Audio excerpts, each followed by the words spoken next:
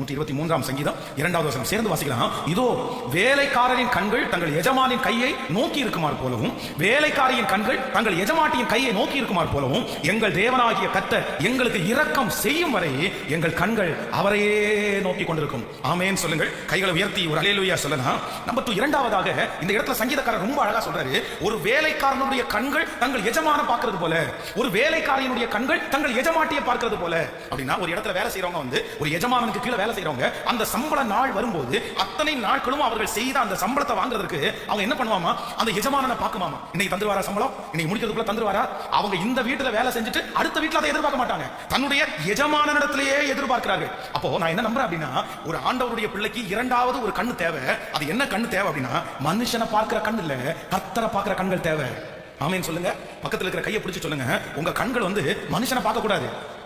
சத்தமா எல்லாரும் சொல்லுங்க, நல்லா சொல்லுங்க. மனுஷனை பார்க்க கூடாது.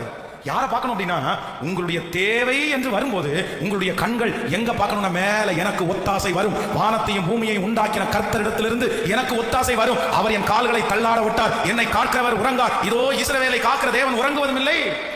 மனுஷனை பார்க்க கூடாது.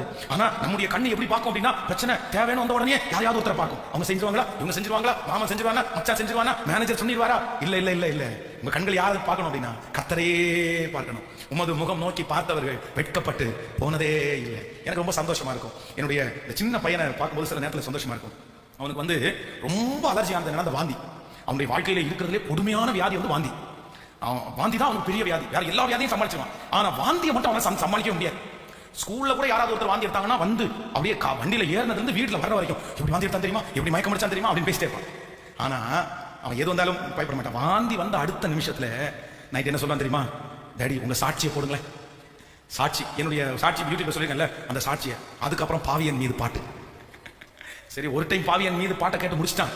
நமக்கு நம்ம பாடின பாட்டை எத்தனை டைம் நம்ம கேட்டுக்கிறது. அதனால அந்த பாட்டை ஆஃப் பண்ணிட்டு வேற பாட்டு போட்டான். அதையே போடுங்க டாடி, எனக்கு பாவியன் மீது பாட்டு கேட்டா என்னமோ நல்லா இருக்கிற மாதிரி தோணுது.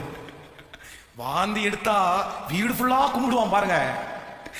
கும்பிட்டுட்டே இருப்பான். ஏசப்பா ஏசப்பா ஏசப்பா ஏசப்பா என்ன மன்னிச்சிருங்க ஏசப்பா, என் அண்ணனை திட்டுறத மன்னிச்சிருங்க ஏசப்பா, எங்க டாடி மம்மிக்கு கீழ்ப்படியாத மன்னிச்சிருங்க ஏசப்பா, ஸ்கூல்ல தப்பு பண்ணதை மன்னிச்சிருங்க ஏசப்பா, செடிக்கு தண்ணி ஊத்தாத மன்னிச்சிருங்க ஏசப்பா, ஸ்கூல்ல பேக் எடுத்து வைக்காததுக்கு மன்னிச்சிருங்க ஏசப்பா. ஊரா மன்னிப்பு கேட்டே இருப்பான். நான் சந்தோஷம் தான் படுவேன். ஏதோ ஒரு பிரச்சனைன்னு வரும்போது உடனே கர்த்தரை பார்க்கணுன்ற ஒரு எண்ணமாவது உனக்கு வருதேடா இந்த வயசுல.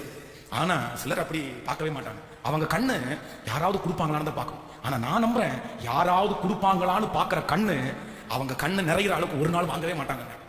மனுஷனை பார்க்கற நீங்க பெரிய வெற்றி அடையவே முடியாது.